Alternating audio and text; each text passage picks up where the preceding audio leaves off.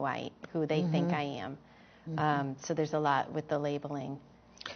And what would you say is, have you done any, I would imagine, see, because kids are bigger and the problem is bigger, between junior high and elementary schools and high schools. But I was just thinking, one of the things that I really didn't see was kids who were ostracized. And they say that's really more of a problem with young preteen girls.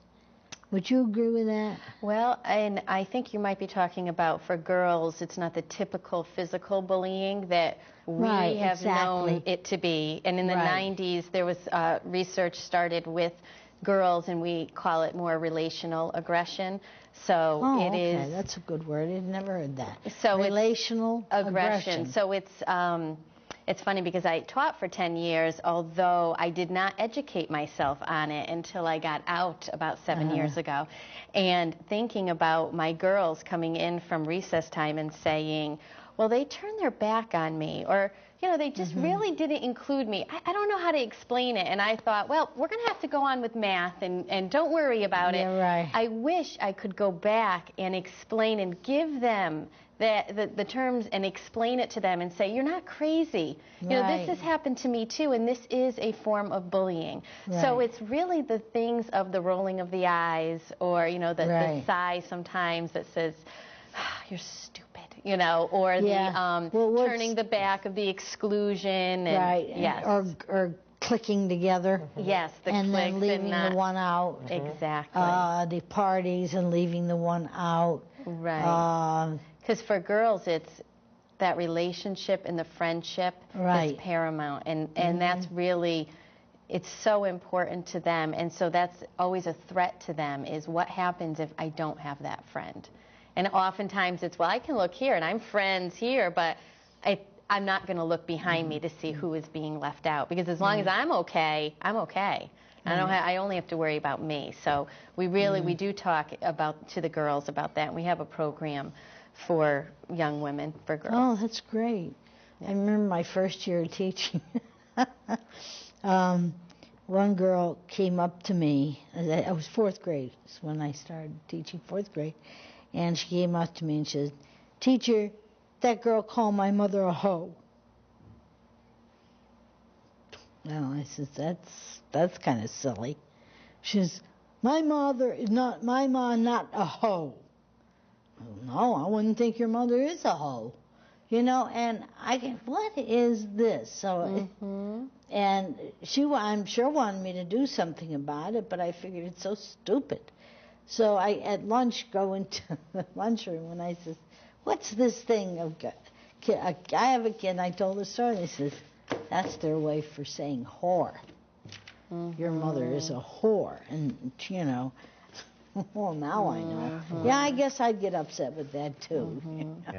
But, I just find, if I can talk, when you're speaking right now, I find it very interesting and enlightening that you go back to what you were saying as a teacher, and you are saying that now I wish I could go back, or now I realize when I thought, oh, it was silly, and now you realize it. And that right there is when we work with teachers, I know you came from good intention. And when I was a teacher, I came from good intention, knowing I cared and loved my students, but we don't know what we don't know. And so what we really work with is saying that we're taking for the premise of where you're at, but it's really acknowledging and it's the awareness.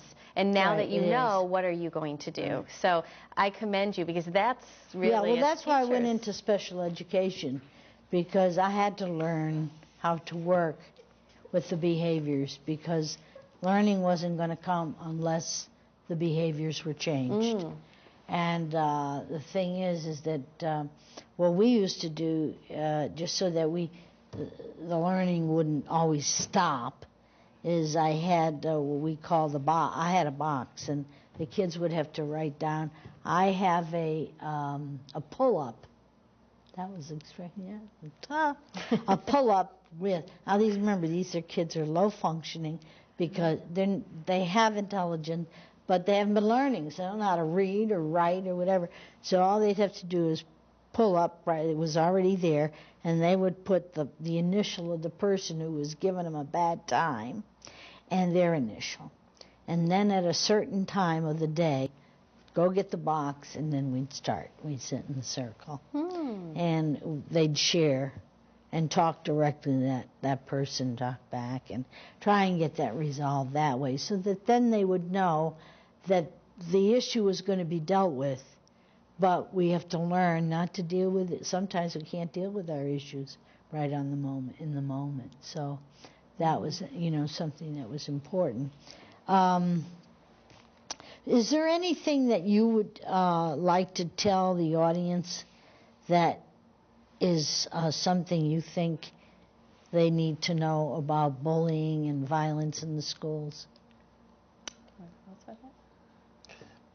I just think that, like you said, it's not a new phenomena, but with the violence that has been going along in the past decade, I would say that it's important to take a proactive approach rather than a reactive, which is what happens so many times. Schools saying we don't have the problem, but then a student comes in with a gun, and then they say, now what do we do? Well, it's a little too late because students are dead. It's never too late, but so it's to understand that every person, parent, administrator, student, has the power to make the change. Students is to become allies instead of bystanders.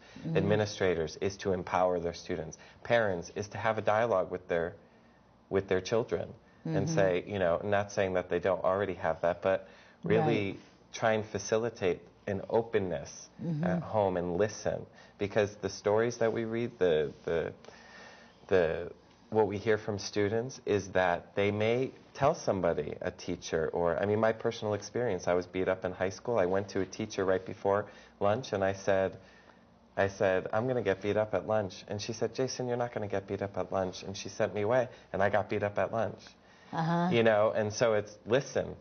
Right. If a student, start early. If students are coming to you and saying something, they probably are looking for help. Right. And lastly, is just to realize that students, it starts at 3 years old. We need to get this started in the elementary schools and build on it. So when it's the high school, hopefully we will not have as many shootings, but we can start and get the dialogue going and the awareness. Yeah, and it's to be careful how we model our own behavior. It's not like, I told you never to hit your brother. Whack. Exactly. So we've got to do those kinds of things. Thank you so much for coming on. Thank you. We're putting up your telephone number in case there are parents or administrators or children out there who feel that they'd love to have you come and speak and help them, help themselves, or so on, whatever. But thank you for being out there, because there are some people who are working with children who really feel frustrated and don't know what to do, but don't, like the kids, want to admit it, because we're supposed to know what we're doing. But sometimes we get overwhelmed too. So thank you for coming on, and God bless you. Thank you. And thank those of you out there for listening to these voices in the wilderness. Please keep your hearts, your minds, and your hearts and your minds open to their message. Thank you, and goodbye. And daughter, and to